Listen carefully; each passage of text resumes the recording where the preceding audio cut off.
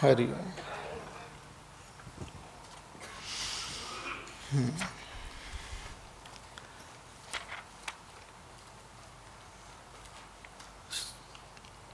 So there is this Prakriti and the three gunas, Sattva gun, Rajogun and Tamogun. Everything in this world, everything is expression of these three gunas. They themselves cannot be comprehended, but their expression is seen as this world which we see.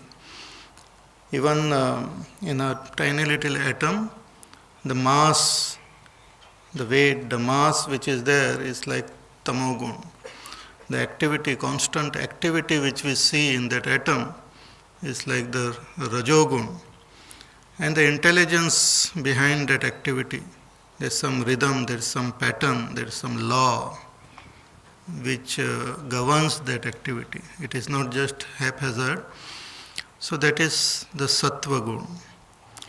So in this way, the play of these three gunas are seen everywhere. Not only in human beings, but in animal, birds, plant. There are some beings who are more sattvic. There are some who are more predominantly rajasic or predominantly tamasic. All the three are there in everyone. Just the preponderance of one over the other will be there. So even in animal kingdom, you will find there are some animals who are very rajasic. They can't sit still, like very rajasic type of animal. Then some there are quite tamasic, like buffalo type. They sit at one place and they don't move. And there are some which are considered as very sattvic, like cow and all is considered very sattvic because they have a deep calmness, not the city cow, they are becoming restless because of the traffic and all. But if you really see the cow in the forest or in some village or something, this deep calmness is there. That is more preponderance of sattva gun. And there are those animals which are more sort of more vegetarian type. You will generally find they are more sattvic in nature. So these three gunas we see also in the vegetable kingdom. There are certain vegetables are considered as sattvic, some are considered as rajasic, and some are considered tamasic. They are considered tamasic because of their effect on us. By themselves they might not be tamasic in that sense, but there are some, that which affects our mind and makes us dull, that is considered as tamasic. Even alcohol or some type of vegetable which makes us dull. Even the amount, like if we eat more, then that also makes us more lethargic. So that is also considered tamasic. कड़ा प्रसाद इतना खाने से तामसिक हो जाएगा. You can't say no, सात्विक साक्षात प्रसाद है and all.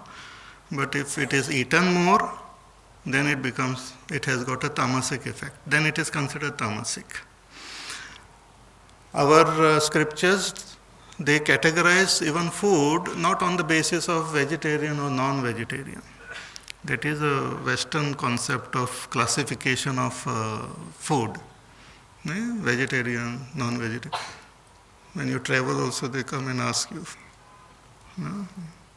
what will you have? Sometimes even after seeing a Swami, they will ask you, what will you have? International flight and all, they ask for drinks also. So classification is not based on vegetarian or non-vegetarian, but based on sattvic, rajasic and tamasic. Because everything has got life. You can't avoid eating life. Because the scripture says that life survives on life. Jivo jivasya bhojanam. one life form eats another life forms. So you can't survive without eating life. That is how the nature is, that is how we are made. But the classification is made on the basis of the, the, the nature of that food itself and its effect on us. So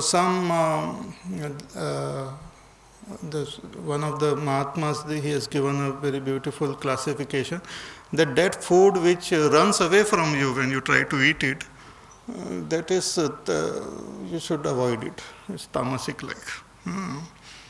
When it is alive, it's dead, it will not run. But if some food like fish or some this bird and all, it tries to run away, then it is should avoid. Anyway, so this some food is considered as sattvic, which pleases our body, our mind. It gives us great peace and it's also substantial and healthy. That type of food is considered sattvic. Again, it should be cooked properly. It has to be taken at proper time. And the money which is spent to acquire that food or whatever should be also good, sattvic. Then only it will make sattvic. If you steal sattvic thing, that becomes tamasic. It is not just a food and looking at it under microscope, but all these other factors are also important. And sometimes even rajasic little bit food, but it is offered to the Lord and taken as prasad, can become sattvic also. It will have a positive effect on our personality. This about food and all we will see, I think we will see when we come to 17th chapter. But now here Bhagavan talks about the effect of these three gunas on our mind and how the three gunas can help us to transcend the three gunas. So this is a very important chapter for those who are interested in attaining the state of enlightenment. So Bhagavan said that all these three gunas bind us. Sattva gun binds us through happiness and knowledge. When I get attached to happiness or get attached to knowledge, considering it as something other than me, then it becomes bondage. Though my real nature is happiness and knowledge also. But when I look at it in the object, then it becomes binding. Rajogun binds by attachment to different types of action, and it creates lot of desires and craving in the heart. It leaves a person incomplete, with a sense of incompleteness. And tamogun is of darkness or ignorance. When it comes, one feels lazy, careless, sleepy, lethargic. All these qualities come because of the effect of tamogun. So these three gunas are always there, and one can manipulate these three gunas by our own effort, a special effort, like we can invoke sattva gun, we can invoke rajogun. We can also manipulate these gunas through outer situations. Like we can place ourselves in different places and it can affect the gunas in us. If you go to a very rajasic place, you become rajasic. You go to a tamasic place, you become tamasic. Even reading a tamasic book or watching a tamasic program can make us tamasic. So outer world also can affect these gunas. We also can manipulate it, all these gunas. And based on these gunas only are the classification of human beings done.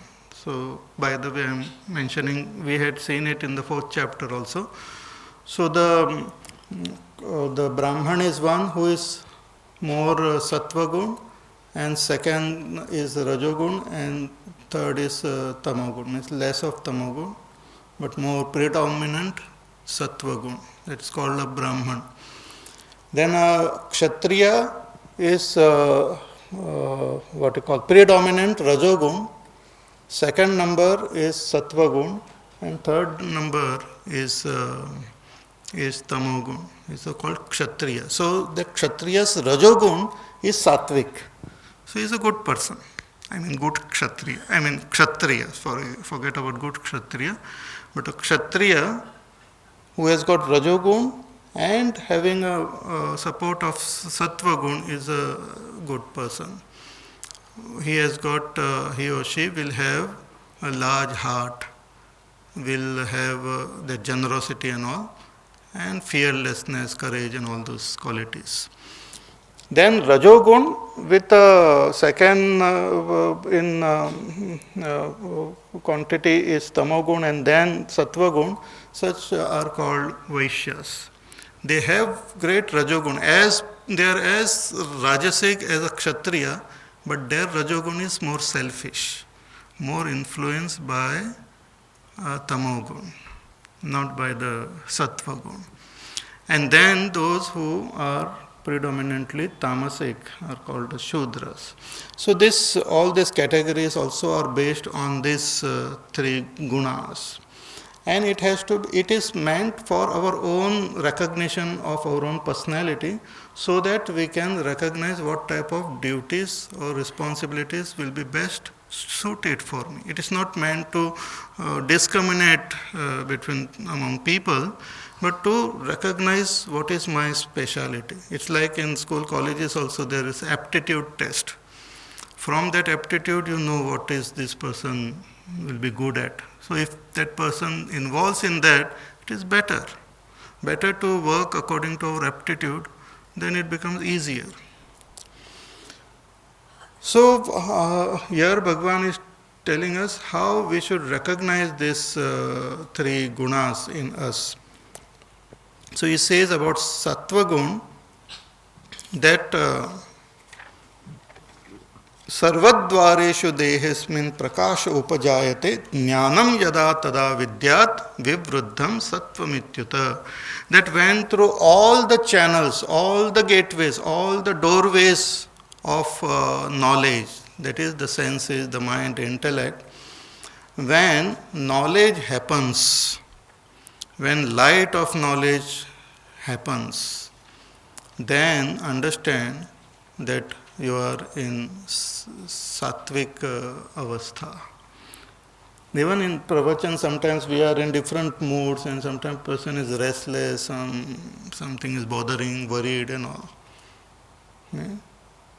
Especially if you go to some katha and all, you have to leave your chappals there, so that itself is a cause of worries. पता नहीं कथा के बाद वो चप्पल रहेगा कि नहीं रहेगा. And that might be real worry like. Now and then your attention will be there. So then the knowledge will not go in. You will come home and say, आज को समझ में नहीं आया, Swamiji was not so effective. He did not say anything and I didn't understand anything. But when I am in Sattva gun, the whole connection is there and everything becomes very clear. It is not what is said, but even from where it comes and why it is being said, everything becomes clear because of Sattva gun. And also Sattva gun gives rise to flashes of knowledge, like just understanding happens of life, of people. You might come across a person and you just know that that person is a good person, or a situation you've come across and you find that yes, this is fine for me, or you want to decide or take some important decision and you just know that this is the right decision, or you want to choose something, you want to buy something and you just know that yes, this is it. There might not be any logic or you might not have done any research or something, but that knowledge just happens because the knowledge is there in the totality. Knowledge is already there. We are not tuned to it. So when we are in Sattva gun, we are tuned to the WWW, the World Wide Web. the cosmic internet. We get tuned to it. From there we get all the information. Instantly downloading. The knowledge gets downloaded. Before you know, you know.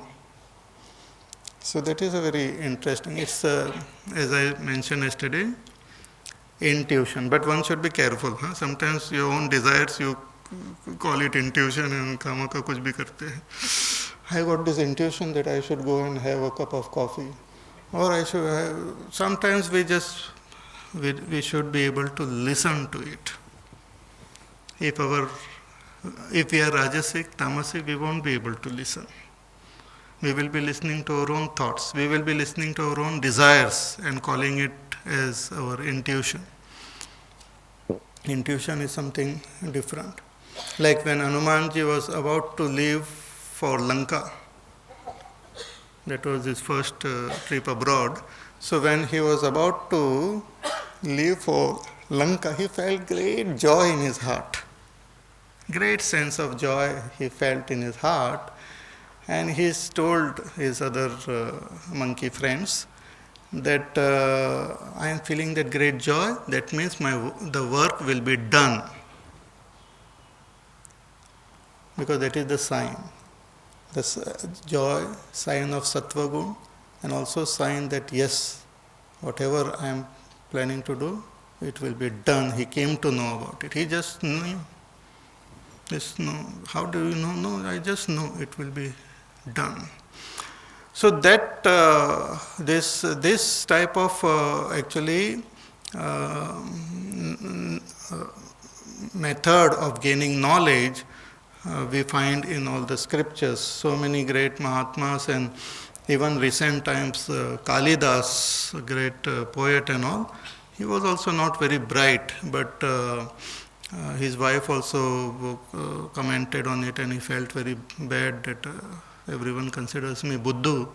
So he did Upasana of Kali, mother goddess. And through that Upasana, his mind became absolutely calm and peaceful and sattvic. That knowledge just happened. He just came to know about, he started understanding things just like that. Understand? So it is. This is something which Rajasic person might not appreciate it, but that is what it is. So when knowledge takes place in this way, then understand that you are in Sattva Gun. Now Bhagavan talks about how to recognize Rajogun. In fact, it is not very difficult, but anyway we will see it. Lobha pravrittirarambha karmanam shamaspraha rajasetani jayante vivruddhe bharatarshava lobha pravrittirarambha